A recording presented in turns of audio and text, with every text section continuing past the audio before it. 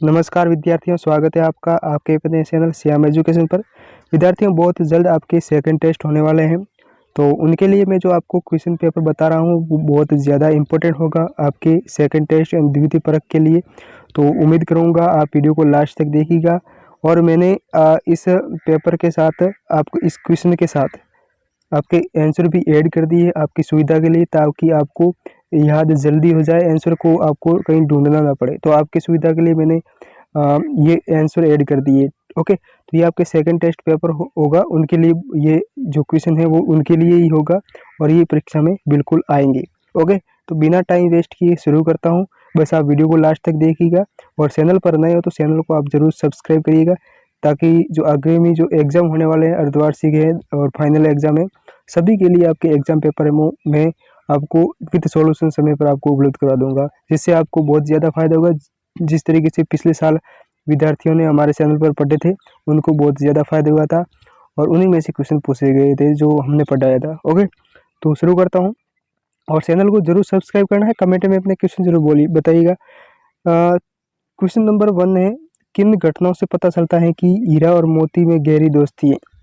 किन घटनाओं से पता चलता है कि हीरा और मोती में गहरी दोस्ती है? तो देखिए कौन कौन सी घटना। पहली घटना है कि गाड़ी में जाते देखो, गाड़ी में जोते जाने पर वे एक दूसरे को गाड़ी के भार से बचाने की कोशिश करते हैं। गया द्वारा हीरा की निर्दयता से पिटाई किए जाने पर मोती हल जुआ आदि लेकर भाग निकला और उनको तोड़ तोड़ कर बराबर कर दिया। तीसरा है, सांड को दोनों ने मिलकर परास्त किया। मटर खाते समय मोती के पकड़े जाने पर हीरा भागा नहीं। और चौथा है, काजी कांजी होश में मोती ने भी हीरा के साथ उसके साथ बंध जाना स्वीकार किया। तो ये महत्वपूर्ण कारण है जो हीरा और मोती में गहरी दोस्ती का सबूत देते हैं। ओके, ये जो आपका जो फर्स्ट क्वेश्चन था, उसके बाद आपके सेकंड क्वेश्चन आएगा कि सांवले सपनों की याद शीर्षक की सार्थकता पर टिप्पणी लिखिए। ओके, तो इसकी जो क्या सार्थकता उस पर आपको टिप्पणी लिखनी है। देखो, सांवले सपनों की याद एक प्रतीक प्रधान रचना है। सलीम अली जीवन भर सुनहरे पक्षियों की खोज के सपनों में खोए रहे और ये सपने हर किसी को नहीं आते, हर कोई पक्षी प्रेम में नहीं खो सकता। इसलिए आज जब सलीम अली नहीं रहे तो लेखक को उन सांवले सपनों की याद आती है जो सलीम अली की आंखों में रहते थे। अतः पाठ का ये शीर्षक सार्थक प्रतीक होता है। मैंने आपकी सुविधा के लिए आंसर ऐड कर दिया है, जो आपके लिए बहुत ज़्यादा मदद करेगा, क्योंकि आपको कहीं ढूंढने की जरूरत नहीं पड़ेगी। क्वेश्चन के आंसर आपको एक ही बार में याद हो जाएगी। अगला क्वेश्चन है, आपकी दृष्टि से वेशभूषा के प्रति लोगों की भी सोच में आज क्या परिवर्तन आया? आपकी दृष्टि से में वेशभूषा के प्रति लोगों की सोच में क्या परिवर्तन आया वो बताना है। तो क्या क्या परिवर्तन है बताइए। देखो, आजकल के लोग हैं वो वेशभूषा के प्रति बहुत जागरूक हैं। वे बाहर से निकलने से पूर्व वेशभूषा का पूरा ध्यान रख रहे हैं। वे जानते हैं कि वेशभूषा के कारण लोगों के व्यवहार में अंतर आ जाता है, इसलिए वे समाज को आकर्षित करने के लिए नए परिवेश जो वेश है वो धारण करते हैं। आजकल धोती कुर्ता या पायजामा पिछड़ेपन का प्रतीक माना जाता है, इसलिए लोग अपने आप को पढ़ा लिखा ही दिखाने के लिए पैंट कमीज पहनते हैं। ये काफ़ी ज़्यादा परिवर्तन हुआ है आजकल, पहले ज़माने से आज में ज़्यादा परिवर्तन हुआ है।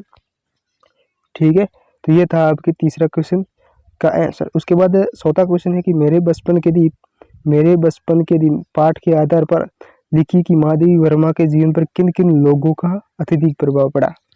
तो कौन कौन से लोग थे जिन्होंने महादेवी वर्मा के जीवन पर अत्यधिक प्रभाव डाला था? तो देखो, महादेवी वर्मा के जीवन पर अनेक लोगों का गहरा प्रभाव पड़ा। सर्वप्रथम उनकी माँ ने उन्हें बहुत प्रभावित किया। माँ से हिंदी और संस्कृत में अध्ययन में रुचि जागी। कविता लिखने की प्रेरणा में भी माँ से ही मिली।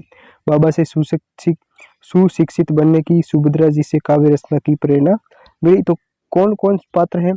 पहला तो ये है उनकी माँ है, ठीक है, और दूसरा है उसके बाबा और तीसरी है सुभद्रा। ठीक है, ये तीन लोग हैं जिनका प्रभाव पड़ा था महादेवी वर्मा के जीवन पर। विद्यार्थियों, कैसा क्वेश्चन पेपर लगा? ये क्वेश्चन पेपर बहुत ज़्यादा इंपॉर्टेंट है, आपके टेस्ट पेपर में आएगा बिल्कुल। विद्यार्थियों, ये मोस्ट इंपॉर्टेंट चुन चुन कर निकाले गए क्वेश्चन हैं जो बिल्कुल छपेंगे आपके। और विद्यार्थियों, उम्मीद आपसे करूंगा कि चैनल को आप जरूर सब्सक्राइब करिएगा, ताकि आपको सारे सब्जेक्ट के पेपर हैं वो मिल सके समय समय पर विथ सॉल्यूशन। 5वां क्वेश्चन है कि हम इस संसार में सच्चा संत कौन कहलाता है।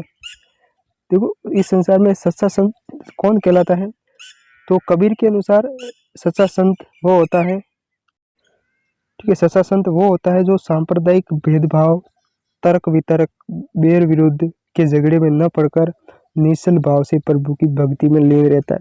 वही तो सच्चा संत होता है ना। जो कबीर का वो सांप्रदायिक का भेदभाव ना करे, यानी सांप्रदायिक का मतलब होता है धर्म के आधार पर, जैसे मुस्लिम, हिंदू, सिख, ईसाई, ओके, इस तरीके से, और विरोध ना करे, किसी से दुश्मनी ना करे और कोई झगड़ा ना करे, और निश्चल भाव से क्या है, प्रभु की भक्ति करे। तो यही है एक सच्चे संत की विशेषता।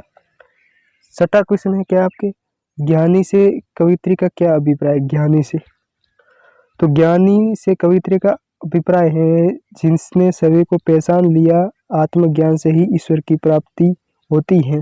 ठीक है, जिसने सभी को पहचान लिया वह ज्ञानी है। कौन है, वो ज्ञानी है। जिसने सभी को पहचान लिया वह ज्ञानी है, कवित्री का यही आशय है।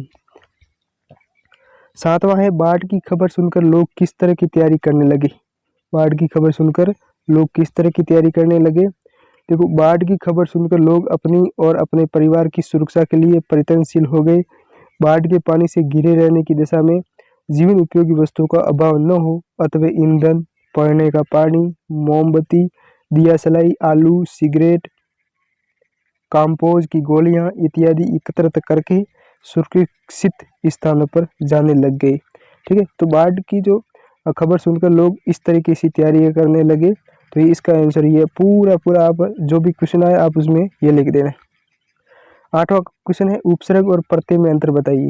उपसर्ग और प्रत्यय में, तो ये बहुत सिंपल सा जो क्वेश्चन है। उपसर्ग ऐसे शब्द हैं जो किसी ऐसे शब्द जो किसी शब्द के आगे जुड़कर उसके अर्थ में परिवर्तन कर देते हैं, उसे उपसर्ग कहते हैं। और जो किसी शब्द के पीछे जुड़कर उसके अर्थ में परिवर्तन करते हैं उसे प्रत्यय कहते हैं। आगे जुड़ने वाले शब्द उपसर्ग, पीछे जुड़ने वाले प्रत्यय। 9वां है, संधि किसे कहते हैं। ये कितने प्रकार की होती हैं, लिखना है। देखो, संधि किसे कहते हैं, कमेंट बॉक्स में जरूर बताइएगा कि संधि किसे कहते हैं। ठीक है, आपको कमेंट में जरूर बताना है कि आपको आता है या नहीं आता। और ये कितने प्रकार की, ये 3 प्रकार की होती है। ठीक है, स्वर संधि और व्यंजन संधि और होगी विसर्ग संधि। क्या होगी, विसर्ग संधि। स्वर संधि, व्यंजन संधि और विसर्ग संधि। तो संधि किसे कहते हैं, इसका कमेंट बॉक्स में आंसर बताना। जो भी आंसर बताएगा उसका कमेंट है वो पिन कर दिया जाएगा। 10वां क्वेश्चन आएगा आपके, अपने प्रधानाचार्य को अवकाश के लिए प्रार्थना पत्र लिखिए। तो ये तैयार कर लेना आपके टेस्ट पेपर के लिए। एक अवकाश के लिए अपने प्रधान अध्यापक जी को प्रार्थना पत्र लिखना है। ओके, तो ये था आपके कक्षा 9 का हिंदी विषय का जो टेस्ट पेपर है, सेकंड टेस्ट पेपर वो था। ठीक है, एक एक क्वेश्चन देखिएगा, मोस्ट इंपॉर्टेंट है आपके सिलेबस में अकॉर्डिंग ही, सिलेबस के अकॉर्डिंग ही है ये। ओके, तो एक भी क्वेश्चन है, मुझे नहीं लगता कोई भी क्वेश्चन बाहर जा सकता है। संभावना रहेगी कि सभी के सभी आ सकते हैं। ओके, मिलते हैं एक अगले वीडियो में, तब तक बने रहिए।